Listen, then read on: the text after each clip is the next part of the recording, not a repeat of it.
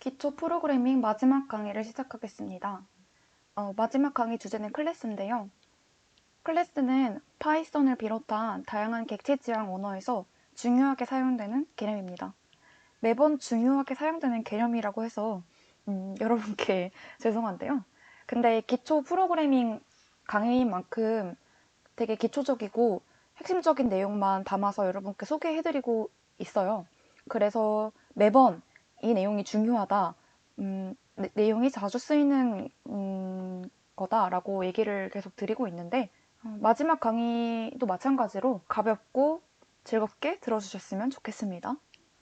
그러면 마지막 강의를 시작해 보도록 할게요. 우선 클래스란 여러분이 원래 알고 있던 그 반, 학급 이런 개념이 아니겠죠? 그런 개념은 아니고요. 파이썬에서의 클래스는 데이터와 기능을 묶어주는 역할을 해요. 클래스 한 개로 동일한 기능을 갖는 여러 개의 객체라는 거를 생성할 수가 있습니다. 이게 무슨 말인지 예시를 들어서 설명을 해볼게요. 그럼 이해가 빠를 거예요. 다른 블로그들을 보고 다른 영상들을 봐도 클래스와 객체를 설명할 때 항상 사용하는 예시가 있어요. 그건 바로 붕어빵 틀과 붕어빵 객체예요. 왜 이런 예시를 사용하는지 이 그림을 보고 설명을 들으면 아실 거예요. 붕어빵 틀을 흔히 클래스에 비유하고, 객체를 붕어빵에 비유를 해요. 이게 무슨 말이냐면, 우리가 붕어빵 틀이 있고, 그 틀에 밀가루 반죽을 붓고, 거기에 뭐 토핑, 슈크림이나 팥 이런 것들을 넣어서 붕어빵을 만들죠. 그 붕어빵들은 안에 있는 내용물들은 조금씩 다를지 몰라도 겉모습은 똑같이 생겼어요.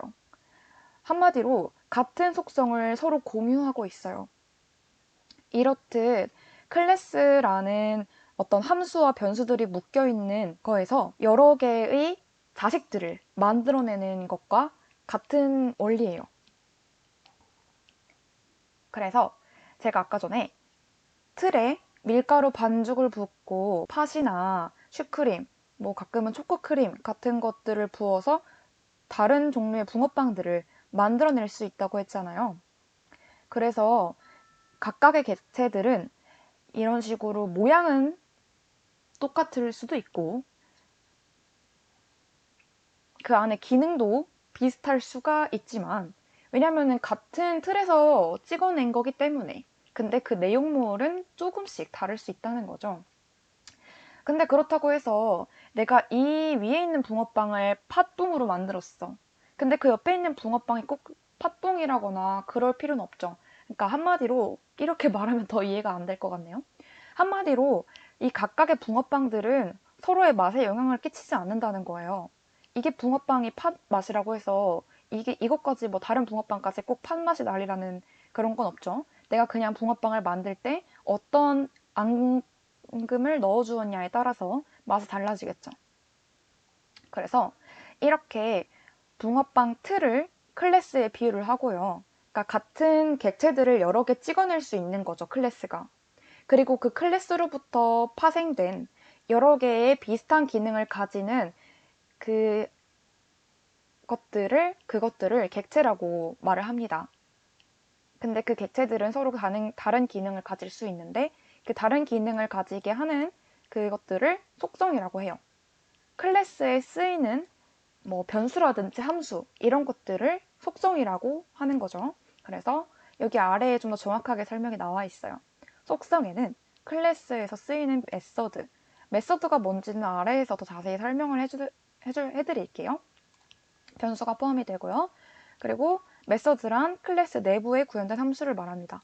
이 메서드라는 거는 우리가 이전에 배운 함수랑 비슷해요. 그리고 코드 자체도 똑같이 생겼어요.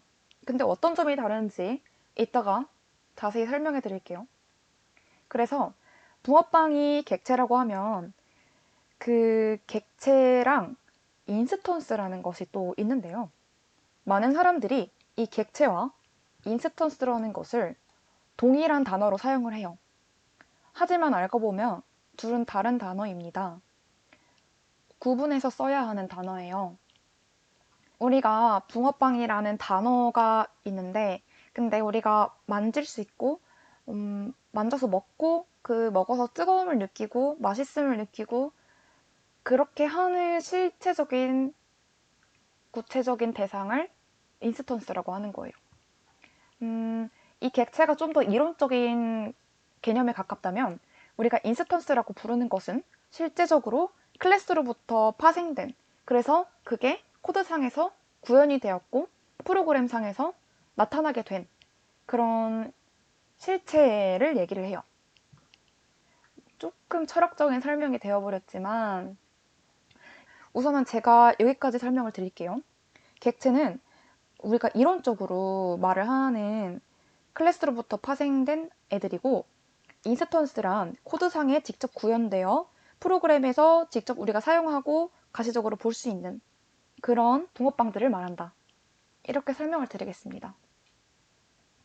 그래. 그래서 클래스에 대한 개념을 이해를 했죠. 그러면 클래스라는 거는 파이썬에서 어떻게 구현을 할까요? 큰 틀은 다음과 같아요. 클래스 쓰고 클래스명을 우리가 임의로 설정을 해줍니다. 그리고 콤마를 찍어서 엔터를 누르면 우리가 함수 쓰듯이 자동으로 이렇게 들여쓰게 돼요. 뭐 포무 쓸 때도 그렇고. 그래서 이 함수 쓸 때랑 똑같이 def를 써주고요. 그 다음에 메서드명을 지정을 해줍니다.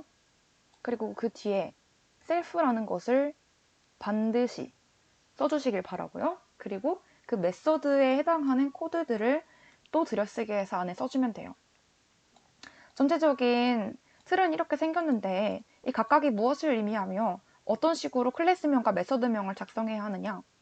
메서드명을 작성하는 것에는 함수를 작성하는 것과 비슷하게 특별한 제약이 있는 건 아니에요. 물론 우리가 함수 단원에서 배웠던 것처럼 함수명을 정하는 것과 비슷한 규칙이 메서드명을 정하는 거에도 적용이 됩니다. 그리고 보통 클래스명을 정할 때는요, 맨 앞에 대문자를 쓰는 편이에요. 꼭 그래야 한다는 법은 없지만 관례적으로 그렇게 하니까 그렇게 따르는 편이 좋겠죠? 그리고 이 셀프가 클래스 메서드에서 좀 중요한 역할을 하는데 어떤 역할을 하는지 이제 살펴봅시다. 우선은 코드를 통해서 보는 게 제일 이해가 빠를 것 같아서 코드로 바로 넘어가 보도록 할게요.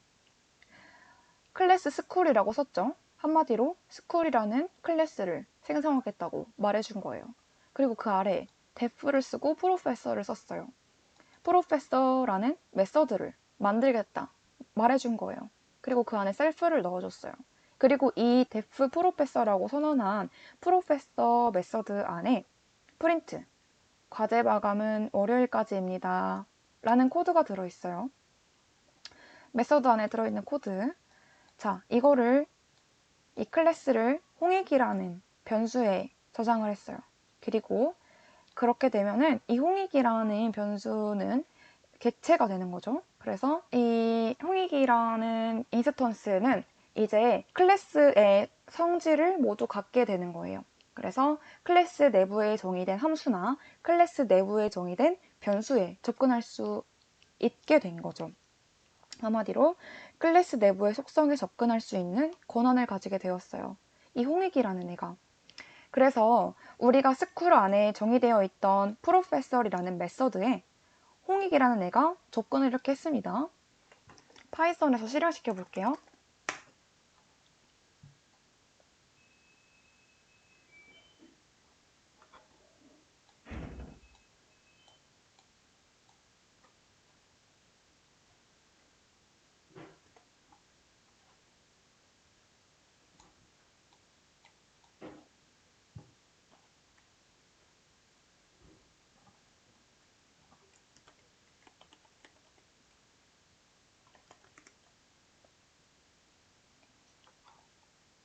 이렇게 홍익이라는 변수에 스쿨이라는 클래스를 저장을 하고 한마디로 홍익이라는 인스턴스가 생긴 거죠. 그래서 그 인스턴스를 통해서 스쿨이라는 클래스 안에 있는 메서드에 접근을 했어요.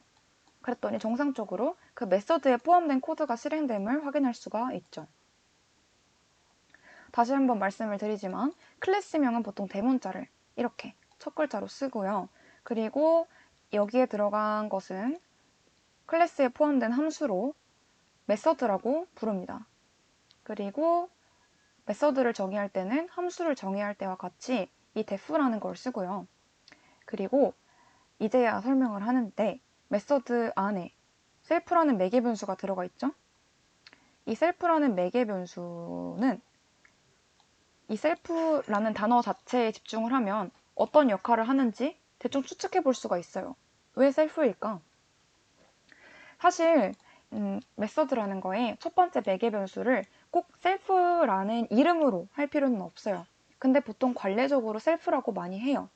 그 이유는 이 메서드의 첫 번째 매개 변수가 인스턴스 자기 자신을 호출하는 역할을 하기 때문이에요.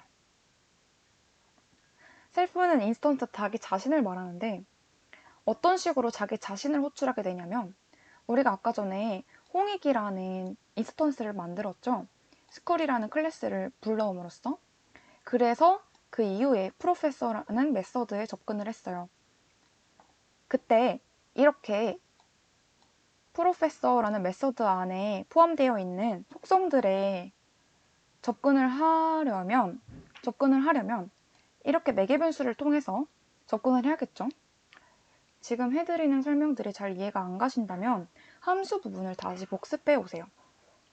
함수에서 배웠던 매개 변수와 그리고 뭐 파라미터, 인수 뭐 이런 단어들이 똑같이 사용이 되는 거고 그 내용을 이해해야 지금 하는 내용을 이해를 할 수가 있어요.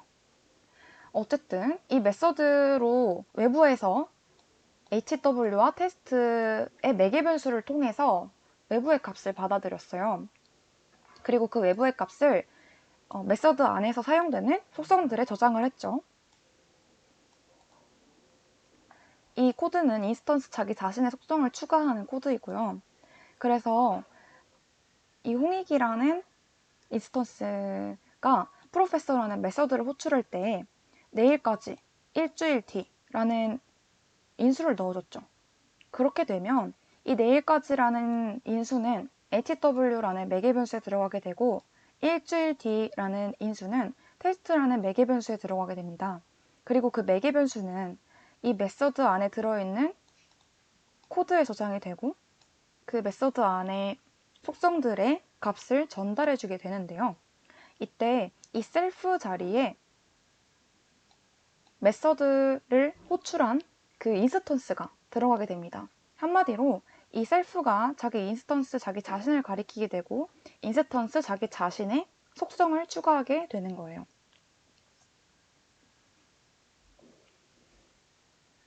이렇게 인스턴스가 메서드에 접근하려고 할 때 인스턴스가 호출이 되면서 이 안에서도 인스턴스 자기 자신이 호출이 되고 그 인스턴스 자기 자신의 속성에 외부로부터 받아온 값을 저장하게 되는 거예요. 무슨 말인지 혹시 이해가 가시나요? 이런 식으로 셀프라는 말을 관례적으로 앞에 적어주는 이유는 메서드의 첫 번째 매개 변수는 항상 인스턴스 자기 자신을 받기 때문이고 그래서 여기다 메서드를 적을 때도 두 개의 인수만 적어주었죠. 여기는 따로 우리가 인수를 적어줄 필요가 없어요. 이 셀프 자리에는 자동적으로 우리가 호출한 인스턴스가 들어가게 됩니다. 그럼 이 홍익 프로페서라는 코드를 썼을 때는 셀프 자리에 뭐가 들어가겠어요? 홍익이라는 인스턴스가 들어가게 되겠죠. 그리고 이 셀프라는 자리에도 홍익이 들어가고 그 셀프의 HW라는 속성에 여기에 적은 내일까지 라는 게 들어가게 되겠고 이 테스트라는 속성에는 일주일 뒤라는 값이 들어가게 되겠죠. 그래서 홍익 HW라는 속성에 무슨 값이 들어있나 프린트를 통해 확인을 해보면 내일까지가 뜰 거고요. 홍익이란 인스턴스의 테스트의 속성에는 어떤 값이 들어가 있나 출력을 해보면 일주일 뒤라는 값이 들어가 있을 겁니다. 이 코드 여러분도 복사 붙여넣기 해서 한번 테스트 해보세요.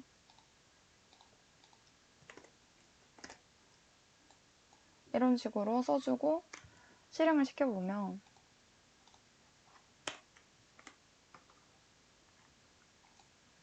이렇게 홍익 HW에는 내일까지라는 문자열이 저장이 되어 있죠. 홍익 테스트에는 일주일 뒤라는 문자열이 저장이 되어 있어요. 셀프 자리, 즉 메서드의 첫 번째 매개 변수 자리에는 인스턴스 자기 자신이 들어간다. 그래서 보통 메서드의 첫 번째 매개 변수 자리에는 셀프라는 단어를 써서 사용을 해준다. 셀프 대신 뭐 다른 단어를 써도 되는데요. 셀프라고 쓰는 것이 가장 헷갈리지 않고 다른 사람이 봤을 때도 코드가 어떤 걸 의미하는지 알 수 있어서 그런 단어를 많이 사용하는 편이니까 여러분도 셀프를 사용하는 것을 추천을 드립니다. 정리해서 다시 말씀을 드리자면 인스턴스를 생성한 후에 이런 식으로 여기의 경우에는 프로페서라는 클래스 내부에 메서드를 호출했잖아요. 이럴 경우에 매개 변수를 통해서 외부로부터 값을 받아서 메서드 내의 셀프 점 속성에 넣어주는 것입니다. 이 매개 변수들을 이 셀프라는 값에 자기 자신을 넣어서 인스턴스 자기 자신을 넣어서 이 매개 변수들을 값을 받아 그 안에 있는 속성들에 자기 자신의 속성에 저장을 한다는 거죠. 조금 헷갈리지만 반복해서 강의를 들으면서 이해하려고 노력해보세요. 그리고 이 셀프는 인스턴스 자기 자신을 가리킴으로 셀프라고 단어를 보통 쓰는 편이고 인스턴스 자기 자신에게 속성을 저장을 하는 거나 마찬가지인 것이죠.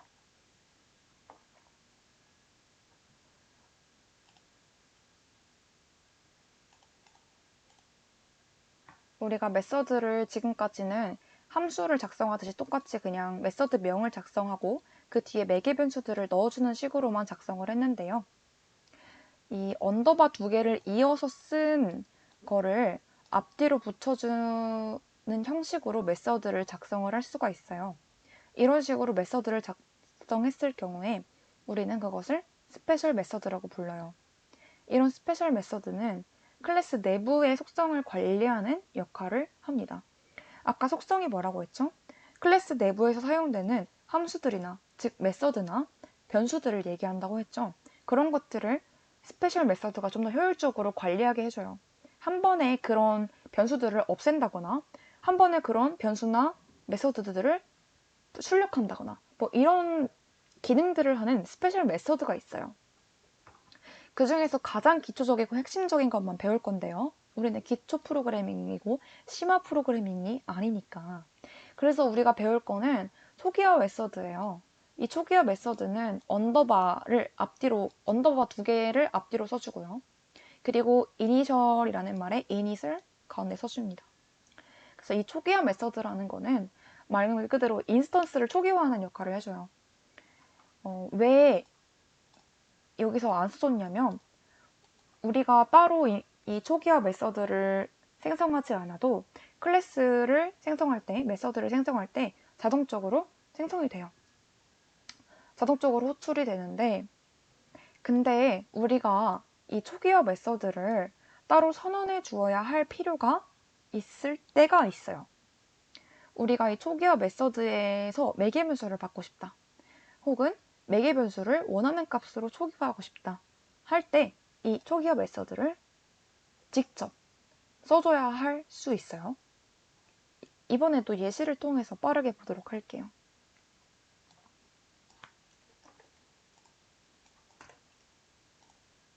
이번에는 프로필이라는 클래스를 만들었어요. 두 개의 메서드가 있는 걸 확인할 수 있죠.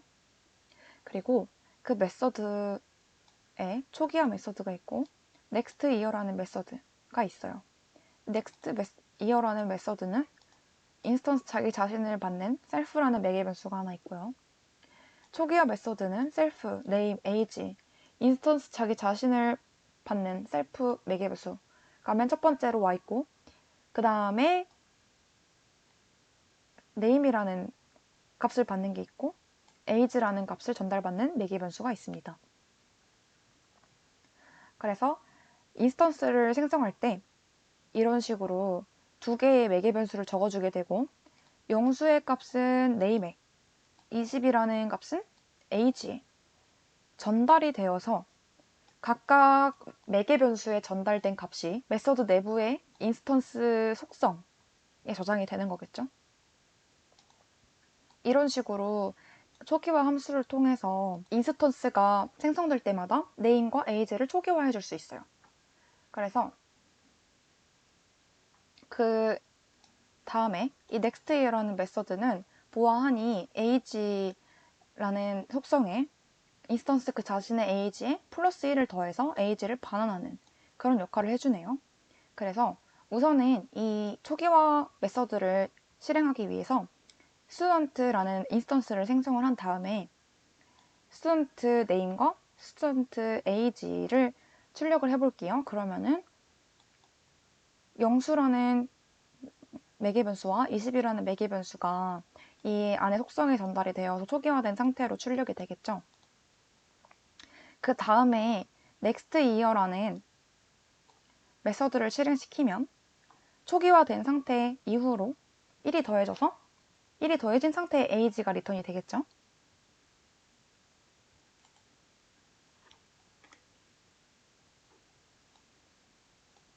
이렇게 정상적으로 출력이 됨을 볼 수가 있죠. 영수이고 나이는 20이다. 영수는 내년에 21세이다. 이런 식으로 이 20에 1이 더해진 수가 nextYear라는 메서드에 의해서 정상적으로 나타나게 됨을 확인할 수가 있어요.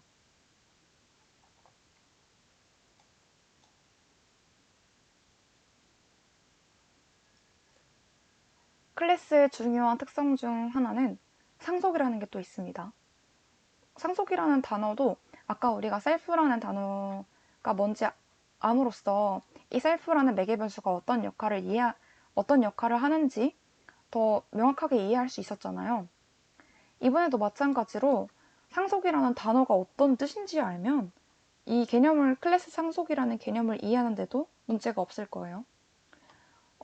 아까 전에 우리가 객체나 인스턴스를 생성할 때 클래스가 갖는 기능을 물려받으면서도 자신만의 붕어빵의 맛을 비유로 들면서 자신만의 기능을 가질 수 있다고 했죠. 어떤 클래스가 갖는 기능을 물려받으면서도 자신만의 기능을 갖는 파생 클래스라는 것을 생성할 때 클래스가 상속된다고 말을 해요.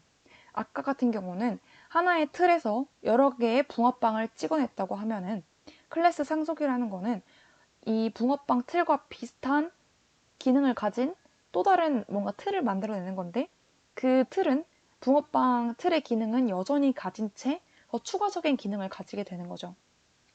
얼마나 유용하겠어요. 반복되어서 사용하는 기능은 부모 클래스에 저장을 해놓고 그 반복되어서 여러 번 사용되는 기능을 부모 클래스를 통해서 파생을 시켜서 그 파생시킨 클래스를 조금 기능을 바꿔서 사용하면 된다는 것이죠.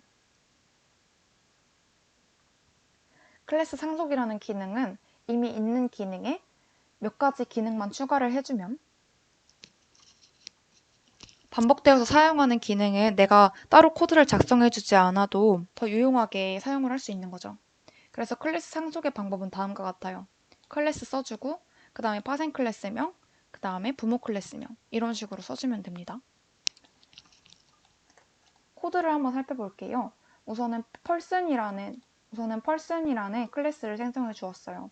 그 안에는 name이라는 메서드가 있고 name은 self와 n이라는 매개 변수를 받아요. self는 인스턴스 자기 자신을 받고요. n은 앱으로부터 값을 받아서 이름을 출력하게 됩니다. 그리고 professor라는 파생 클래스를 생성했어요. 파생 클래스는 이런 식으로 생성할 수 있다고 했죠. 그래서 옆에 부모 클래스명을 적어주었습니다. 한마디로 이 프로페서라는 클래스는 펄슨의 클래스 안에 있는 메서드들과 변수들을 모두 가지고 있고 접근할 수 있으며 호출할 수 있는 동시에 또 다른 자기 자신만의 메서드, 기능 등을 갖는 그런 메서드를 말합니다. 그래서 우리는 프로페서라는 클래스를 통해 A라는 인스턴스를 생성을 했고요. 그 A라는 인스턴스를 통해서 name이라는 메소드에 접근을 할 수가 있습니다. 그래서 이 self는 따로 써주지 않는다고 했죠. 여기에 4개 변수 자리에. 자동으로 파이썬에서 self 자리에는 뭐가 들어가죠? 인스턴스 자기 자신이 들어갑니다. 그리고 우리는 이 뒤에 있는 4개 변수만 써주면 돼요. 이름을 써줍니다. 김규만이라는 이름을 써줬어요. 그러면은 이 메서드의 매개 변수 자리에 n 자리에 김규만이 들어가게 되면서 self라는 자리에는 인스턴스가 들어가게 되고 n이라는 속성에 외부로부터 받은 김규만이라는 값을 저장하게 됩니다.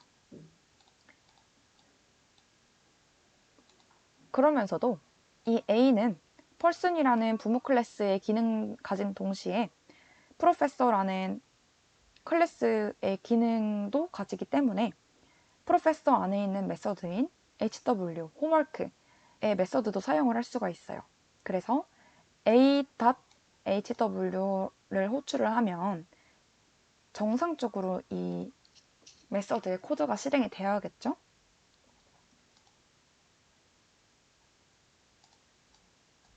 어디 한번 코드가 잘 실행이 되는지 돌려봅시다.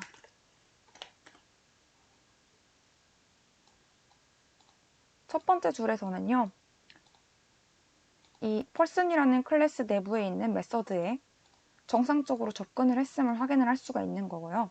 왜냐면 이 name이라는 메서드는 person이라는 클래스 안에서 정의되어 있는 메서드니까요. 그리고 그 다음에 호출된 hw가 정상적으로 호출이 되어서 print 함수가 제대로 실행이 되었음을 확인할 수가 있었어요. 무슨 말인지 아시겠죠? 프로페서라는 클래스는 person이라는 클래스를 부모 클래스로 가지기 때문에 person이라는 클래스가 갖는 변수나 메서드들에 접근할 수가 있는 동시에 자기 자신만의 메서드나 변수를, 즉 속성, 기능을 가질 수 있게 된다는 것. 그게 바로 클래스의 가장 큰 장점입니다. 이런 식으로 클래스의 기본적인 내용만을 배워보았는데요. 나중에 C++ 자바를 배울 때도 이런 내용들은 계속해서 쓰일 거예요. 이론적인 내용이라 100점 문제를 풀 때는 많이 응용이 안 될 수도 있는데 이론적으로 이해해두면 여러모로 유용하니까 이해가 안 되시면 댓글로 질문해서라도 끝까지 이해해 두시길 바라고 요즘 시험 기간인데 나머지 기간도 파이팅 하시길 바랍니다. 그럼 여기까지 강의 들어주신 여러분 정말 수고하셨습니다. 나중에 더 좋은 기회로 만나 뵙길 바라겠습니다.